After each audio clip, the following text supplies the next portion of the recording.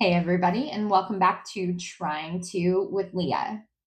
If you are new here, thank you for being here. My channel is all about healing and growth, trying to learn from the experiences that we've had in life and take what lessons that we can so that we can become better people who make better decisions for the world around us. So if you're interested in that kind of thing, definitely like and subscribe because this is going to be a great home for you. So, this week we are talking about one of the most powerful things that we can do as humans, and that is accepting our circumstances, accepting what is around us. I think as humans, we spend a lot of our lives just trying really hard to get away from where we are and what's going on. We can become so unhappy with where we are because it's not where we want to be. But I think that that is actually what's hurting us a lot of the time is just fighting against what's going on because that creates a lot of suffering. So recently I've had to learn to accept what is no matter what is happening. And of course, I've seen this a lot of different ways in my life, but I like to give you a recent example. So a couple of weeks ago, I had a house fire. I know I've had a flood and a house fire within the past couple of months.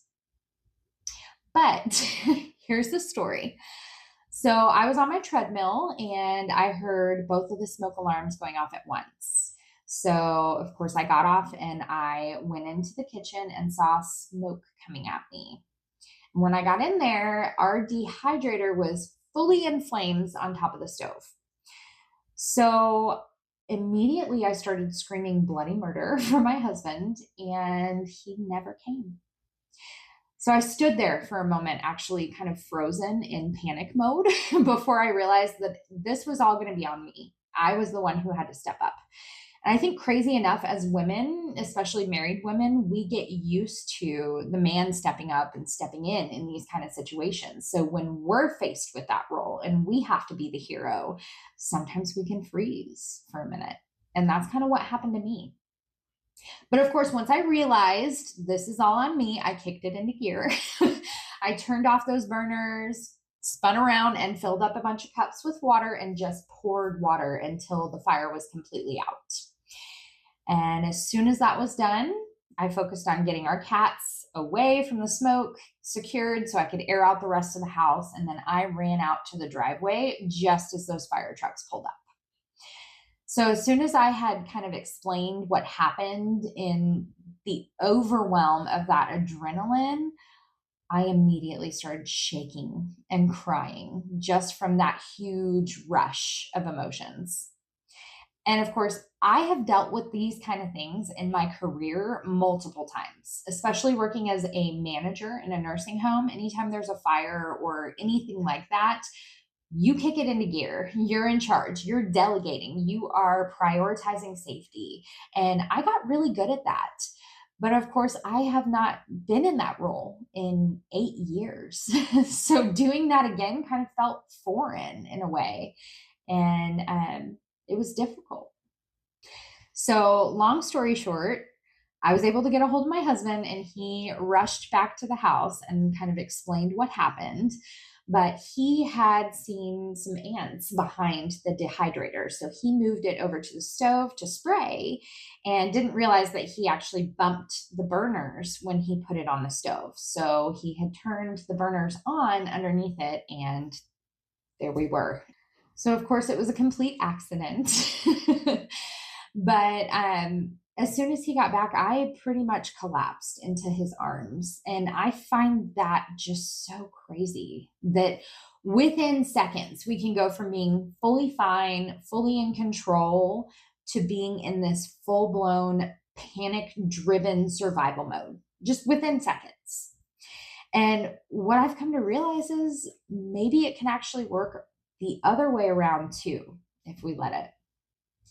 There are a lot of things that we go through as humans that are very traumatic. And they're so fundamentally uncomfortable that trying to accept what's going on in the moment can seem completely impossible. And I don't ever want to discount anybody's suffering, but at the same time, I think that our lives present us with exactly the circumstances that we need to grow and learn. And I guess for me, there's just been too many situations throughout my life where I've thought, wow, if I hadn't have gone through this, I would have never learned what I did, you know? So, how do we accept our circumstances if we don't like where we are? I think that you actually have to put it into a perspective that your life is a journey. It's a learning adventure, and we are literally here to soak up whatever we can learn from this life. And that means going through the extremely hard lessons as well as the easy ones. But one thing that really hit home for me with this is in my weight loss and health journey. I almost called this episode Pushing Through the Plateaus because of how close I am to my 100-pound weight loss goal. I started this journey at 236 pounds and I am currently 138 pounds. So I am in the home stretch, the final 2 pounds. I am so close to crossing that finish line. And guess what? I've been here for over a week. And the old me would have been very infuriated, honestly. Like, why do we have to drag this out when I am working extremely hard every day?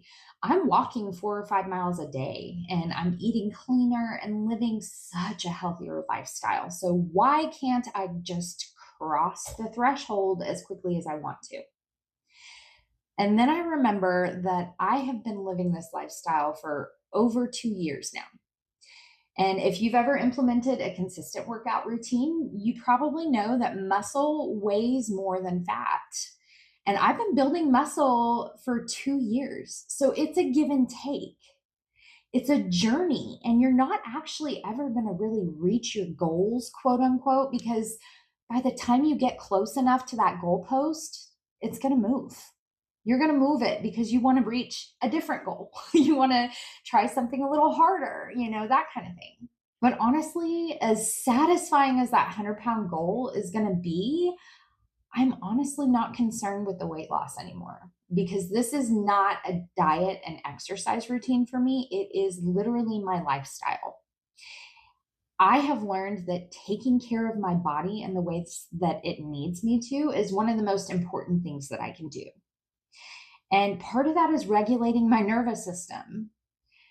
The easiest way that I've found to be able to do that is just to be able to accept my current circumstances and feel okay with what's going on. Of course, a lot of the time it's something that I don't prefer and it could be very uncomfortable. But if I can actually say, I'm safe right now, I'm okay, even though the circumstances around me seem like I'm not, I'm going to be fine. When you can do that, it's kind of like giving yourself your power back. It gives you the opportunity to look at things differently, almost as if you're looking at it from an outside perspective. And you can say, okay, this is what I have control over. And this is what I can do to improve my circumstances. This is where I'm at in the journey. You're literally mapping yourself out in the timeline of this experience. And just by doing that, you can discover that no matter where you are in that journey, you're going to be okay.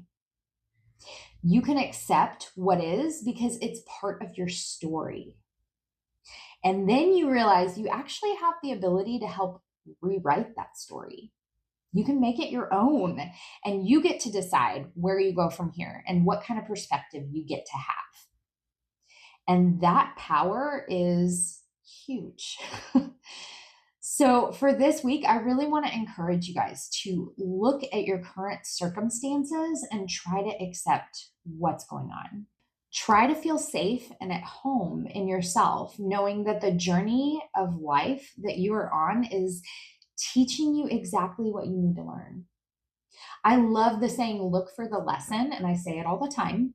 And I know it's really hard to do when you are in the thick of it.